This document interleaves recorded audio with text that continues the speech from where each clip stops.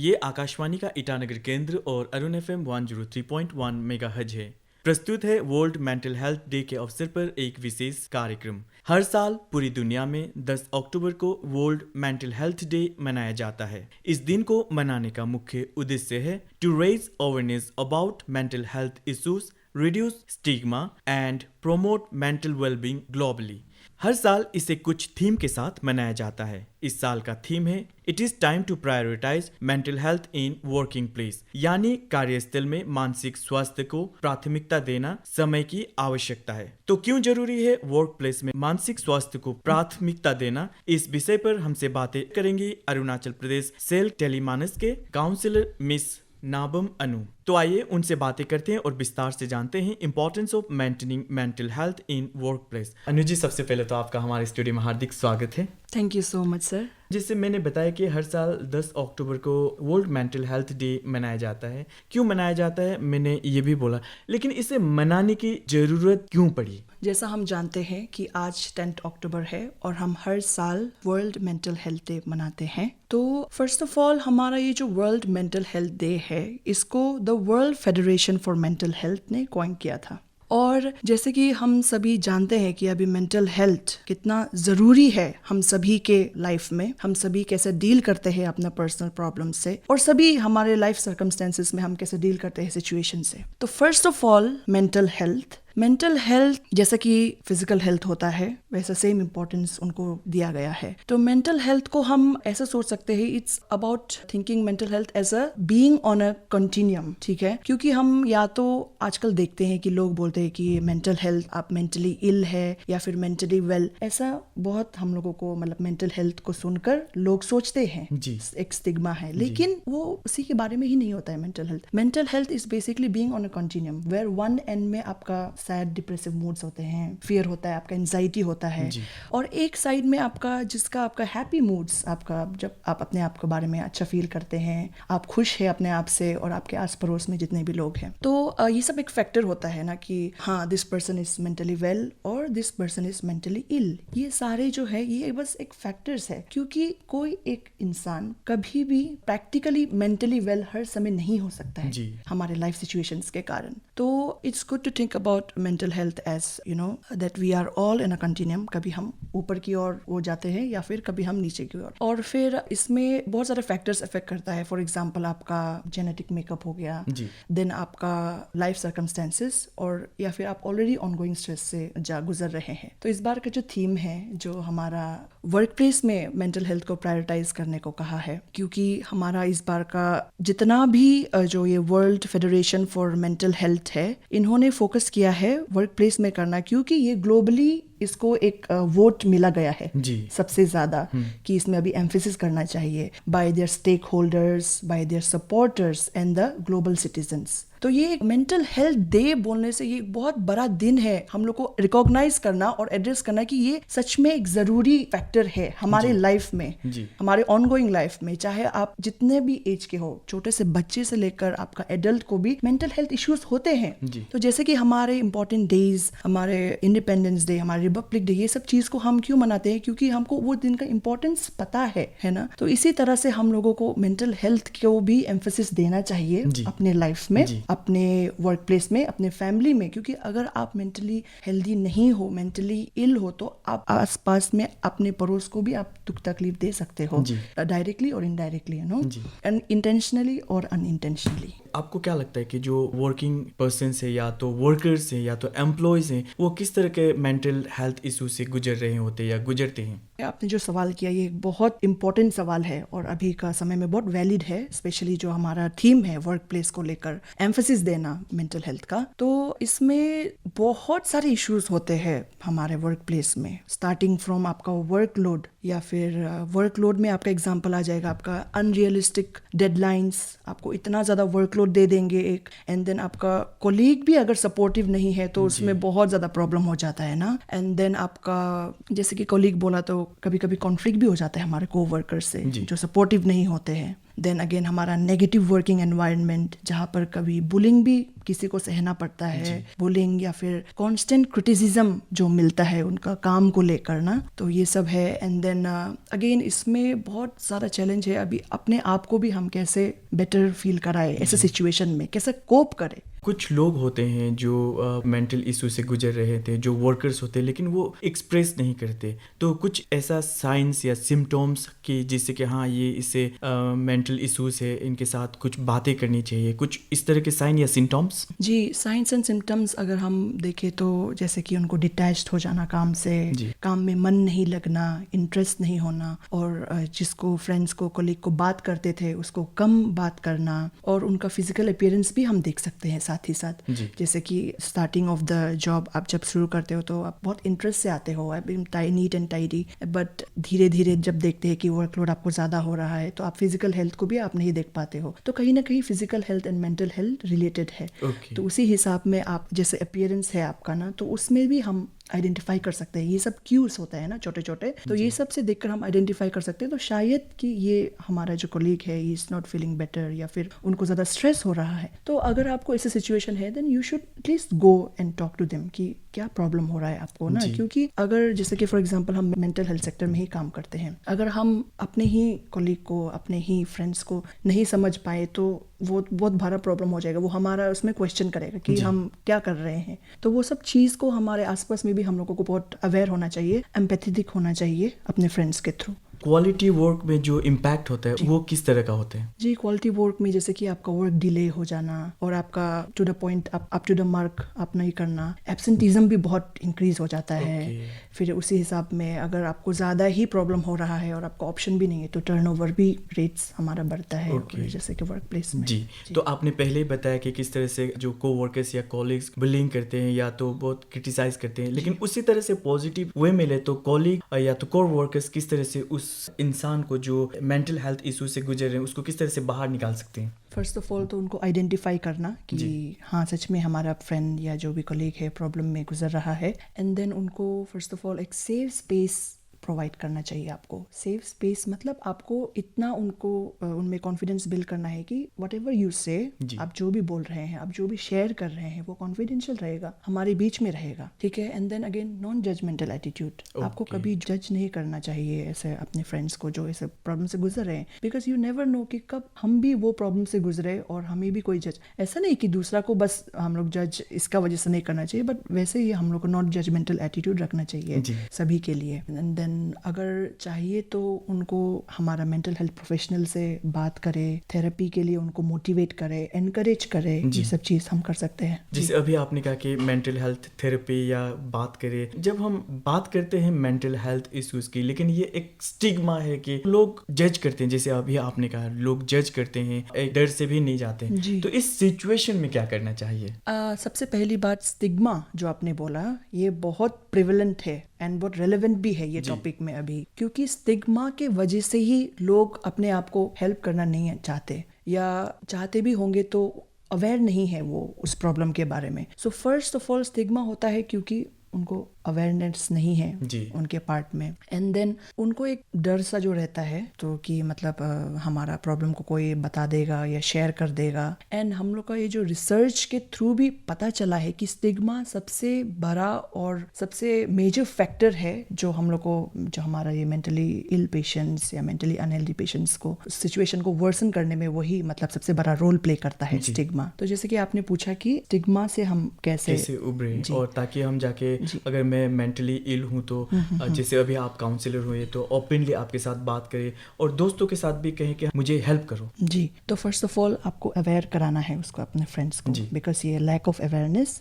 And the most important is the lack of understanding of mental health disorders.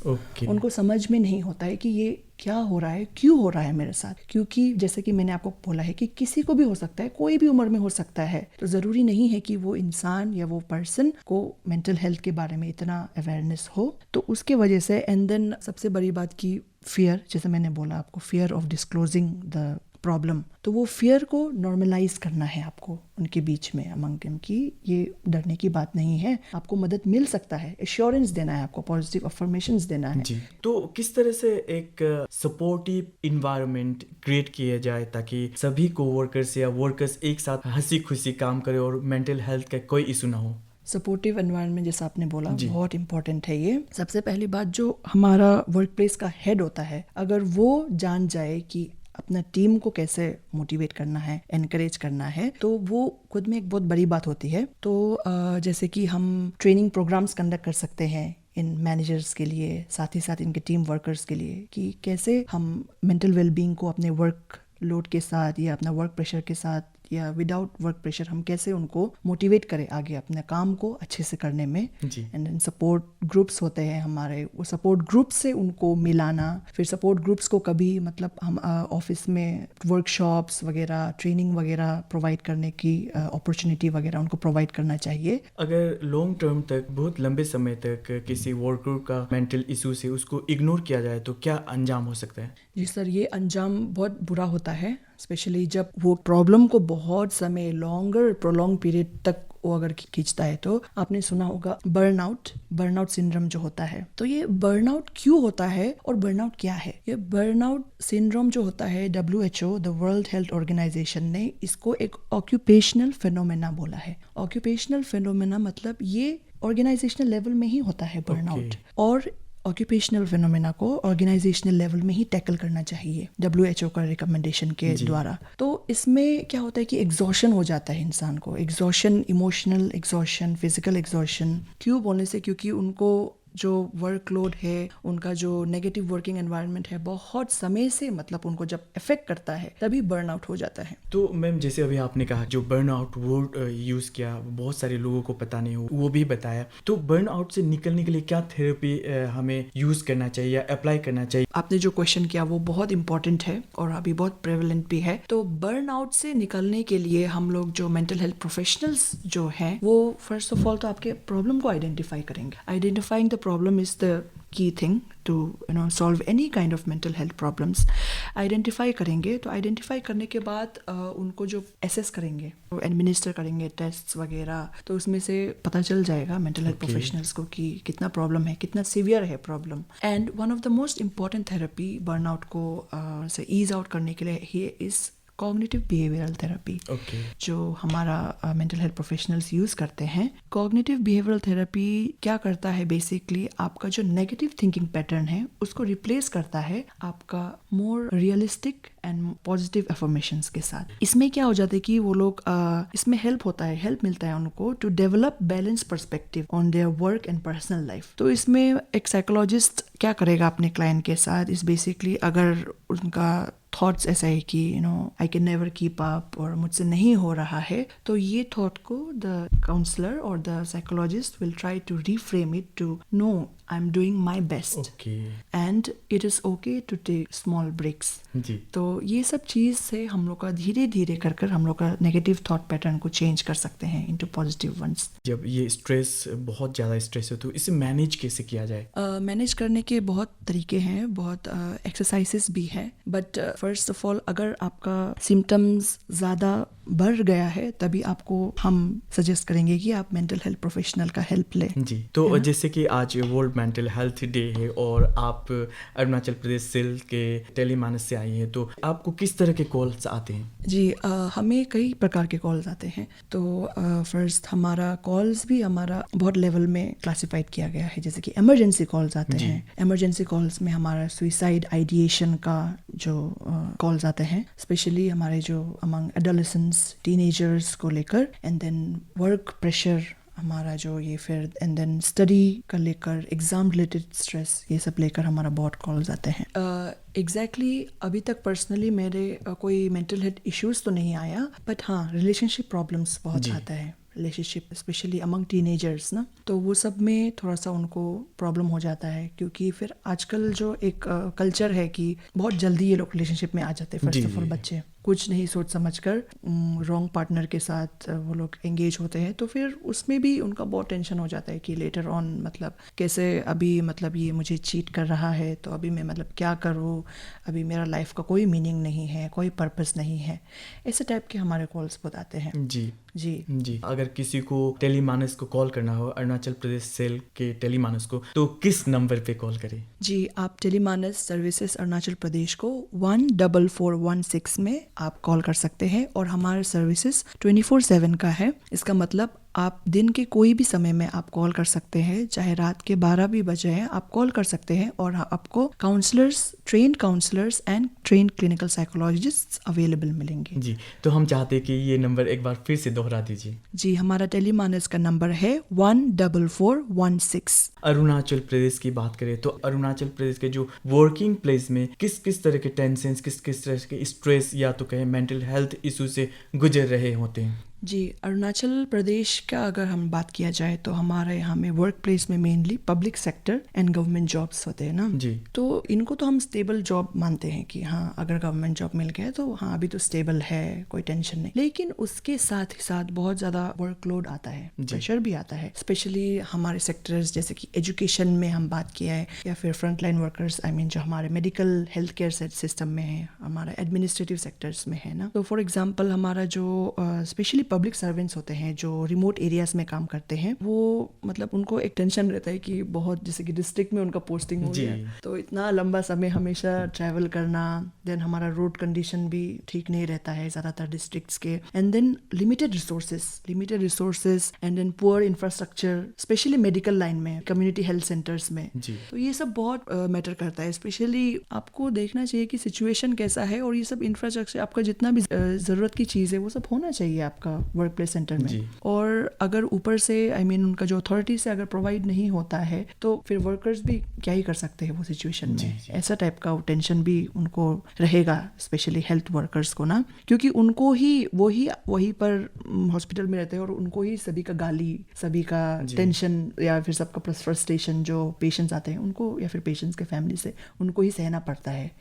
Constant ये बोलना, nagging करना, ये सब करना, तो ये सब टेंशन रहेगा। एंड देन इसी से आपका बहुत स्ट्रेस या फिर बर्नआउट ना। और टीचर्स के लिए भी मतलब लाइब्रेरी वगैरह नहीं होना स्कूल में, which is a basic necessity, फिर उनका जो ज़रूरत किट है स्कूल में जो पढ़ाने के लिए जो चाहिए वो सब नहीं होना, ये सब थोड़ा सा एक प्रॉब्लम होता है। और अरुणाचल के साथ साथ मैं बोलूँगी इंडिया में जितने भी राज्य हैं उनमें भी एक सबसे बड़ा टेंशन वाला एरिया या फिर वर्क प्लेस बोलने से हमारा जो आर्मी पर्सनल्स में ना है कि नहीं, उनका क्योंकि क्या रहता है कि उनका तो हमेशा जैसे कि पॉलिटिकल अनसर्टेनिटी के वजह से या फिर बॉर्डर टेंशंस के वजह से उनका हाई स्ट्रेस होता है स्पेशली वर्क में, एंड उनका एनवायरनमेंट भी बहुत, वर्किंग एनवायरनमेंट भी बहुत स्ट्रेसफुल होता है ना, क्योंकि उनको विजिलेंट रहना पड़ेगा, कभी भी कुछ भी हो सकता है, हमेशा अलर्ट रहना पड़ेगा। तो ये सब चीज़ है। एंड देन ये सब फैक्टर, आई मीन ये सब एरियाज वर्क प्लेस है कि जहाँ पर लोगों को सच में काउंसलिंग का जरूरत पड़ सकता है, उनको स्ट्रेस हो सकता है, बर्नआउट हो सकता है। वेरी फ्रिक्वेंटली जो काउंसलिंग जो देना कितना जरूरी है वर्किंग प्लेस में?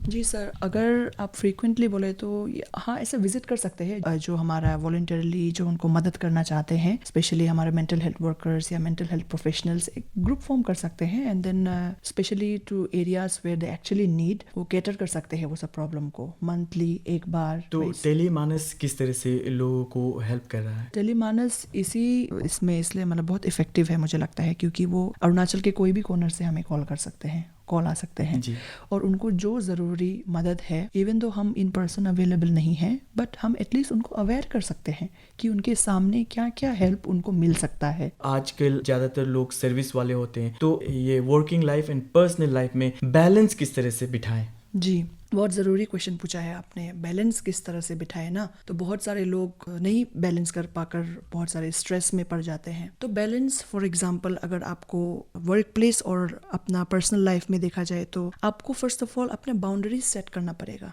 बाउंड्री सेट मतलब आपको, अगर आपको लग रहा है कि आप ओवर एक्सप्लॉइट हो रहे हो अपना काम को लेकर, अपना जॉब रोल जो है, आपका डेफिनेशन है, आपका जो जॉब रोल का डेफिनेशन है उससे ज्यादा अगर आपको काम असाइन किया जा रहा है, then you need to set your boundaries. क्योंकि अगर आप बस आपके बॉस के हाँ में हाँ भी मिला जाए तो भी नहीं होता है, नहीं चलेगा, क्योंकि उनको समझना पड़ेगा कि एक टाइम लिमिट होता है जब तक हम काम करते हैं, क्योंकि देखिए हम लोग को वर्क एनवायरनमेंट भी बहुत जरूरी है, क्योंकि मोस्ट ऑफ द टाइम हम अपने काम के ऑफिस में ही होते हैं 6 या 7 घंटे, वो भी maximum of the time of our day ना।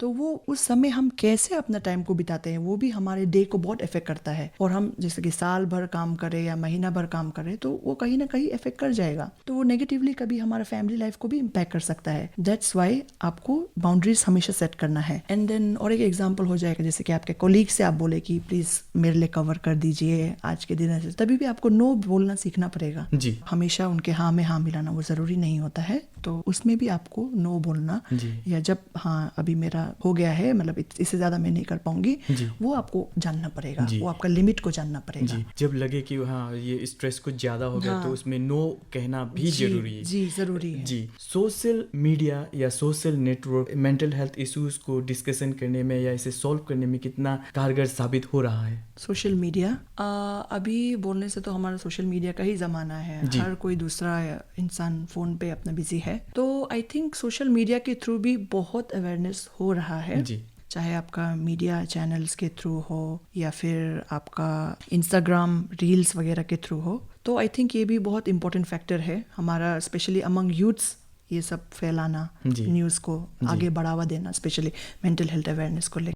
तो क्या आपको लगता है कि ये जो मेंटल हेल्थ इश्यूज है इसके तादाद बढ़ गए हैं अरुणाचल प्रदेश में? जी तादाद बढ़ गए हैं ये मैं एग्जैक्टली नहीं बोल सकूंगी, लेकिन अवेयरनेस बढ़ गया है and people are actually coming up to help themselves जी। वो सच में खुद को मदद करना चाहते हैं, वो सिचुएशन से निकल के आना चाहते हैं, क्योंकि हम नहीं जानते कि पहले ये था कि नहीं था, मतलब आई मीन ये प्रॉब्लम्स तो पहले से होंगे, लेकिन अभी अवेयरनेस है तो हमें कॉल्स आ रहे हैं तो हम जान रहे हैं। तो मतलब पहले और अभी का मतलब रिलेशन में बोलने से उसका इतना आइडिया नहीं है मेरे पास, नॉलेज नहीं, लेकिन बिकॉज अभी अवेयरनेस है तो हमें सच में पता चल रहा है कि सब प्रॉब्लम से गुजरते हैं। तो आपको क्या लगता है कि पोस्ट कोविड-19 के बाद लोग मेंटल हेल्थ इश्यूज को सीरियसली लेने लगे? जी सच में हमारा ये जो पेंडेमिक कोविड-19 जिससे हम इतना बड़ा महामारी से गुजर चुके हैं, उसके बाद से सच में हमें दिखा है कि कितने सुइसाइड रेट्स, कितने बर्नआउट सिंड्रोम अपने काम में, स्पेशली फ्रंट लाइन वर्कर्स ने दिन रात लॉन्गर शिफ्ट्स, नाइट शिफ्ट्स कितने किए हैं, उसके बाद से उनको कितना इमोशनली इफेक्ट पड़ा है, कितना उनके फैमिली लाइफ में उनको प्रॉब्लम पड़ा है, उनके फैमिली बीमार होते हुए भी उनको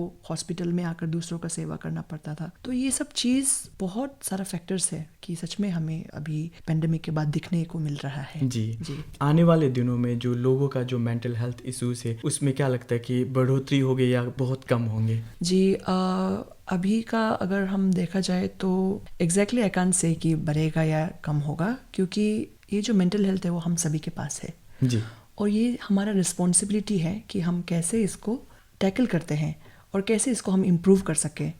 तो I think I am very neutral regarding this, क्योंकि अगर individual wants to help themselves तो श्योरली दे विल, एंड अगर उनको अवेयरनेस नहीं है ये सब कुछ रीज़न के वजह से, जो unavailable reasons specially remote areas में जी। ये सब एरियाज में अवेयरनेस तो बहुत कम होता है, तो स्पेशली हम लोग का सर्विस उन्हीं के लिए ही है अगर बोला जाए तो, क्योंकि हमारा जो सर्विस है वो फ्री ऑफ कॉस्ट है और उसमें उनका बेसिक जो प्रॉब्लम है हम जान सकते हैं और उनको बुला सकते हैं और जो जरूरी सर्विसेज है उसके बारे में हम अवेयर कर सकते हैं। इंडिविजुअली आपको कॉल करते हैं उनका प्रॉब्लम्स को लेकर, तो क्या कोई गार्जियन, कोई रिलेटिव्स ये भी कॉल कर सकते हैं ताकि उनके बच्चे हुए रिलेटिव्स जो मेंटल हेल्थ इशू से गुजर रहे हैं उसके बारे में एडवाइजेस, सजेशंस लेने के लिए? जी सर, हम लोग का इंफॉर्मेशन सीख करने के लिए भी बहुत कॉल्स आता है, स्पेशली उनका केयर गिवर, जैसे आपने बोला ना, उनका मम्मी हो, उनका जो भी केयर गिवर, उनका प्राइमरी केयर गिवर जो है, उनसे भी बहुत कॉल्स आते हैं इन्फॉर्मेशन सीख करने के लिए, उसके लव्ड वंस के लिए जो भी प्रॉब्लम से वो गुजरते हैं। तो हम फिर चाहेंगे कि आप एक बार फिर नंबर दोहरा दीजिए ताकि ये रिलेटिव्स हुए या जो केयर गिवर है वो आपको कॉल कर सके। केयर गिवर्स भी आप कॉल कर सकते हैं टेलीमानस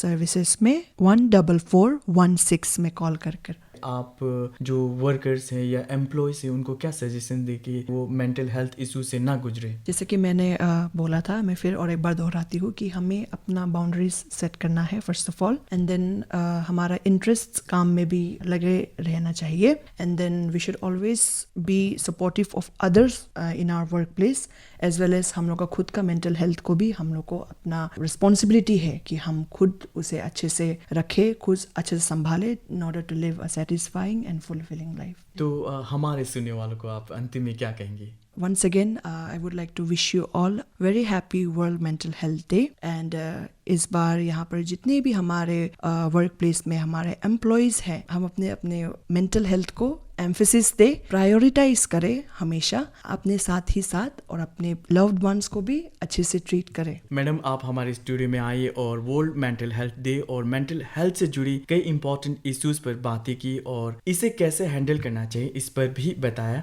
तो इसके लिए आपका बहुत बहुत धन्यवाद। Thank you so much sir, मैं भी बहुत आभारी हूँ, मुझे आज आपने मौका दिया है यहाँ पर आकर मेंटल हेल्थ डे में, इतना ऑस्पिशियस डे में आकर मेंटल हेल्थ के बारे में थोड़ा सा कुछ शब्द शेयर करने के लिए। आशा है आप सभी को ये कार्यक्रम पसंद आया होगा। हमें उम्मीद है कि आप एक्सपर्ट द्वारा बताए गए बातों पर ध्यान देंगे और अपने और अपनों के मेंटल हेल्थ का भी ख्याल रखेंगे। ये आकाशवाणी का ईटानगर केंद्र और अरुण FM 103.1 मेगाहर्ट्ज है। अभी आप सुन रहे थे वर्ल्ड मेंटल हेल्थ डे पर आधारित एक विशेष कार्यक्रम। इस विषय पर हमसे बातें शेयर कर रही थी अरुणाचल प्रदेश सेल के टेलीमानस के काउंसलर नाबम अनु। हम फिर हाजिर होंगे ऐसे ही कुछ इश्यूज के साथ, तब तक के लिए दीजिए इजाजत, नमस्कार।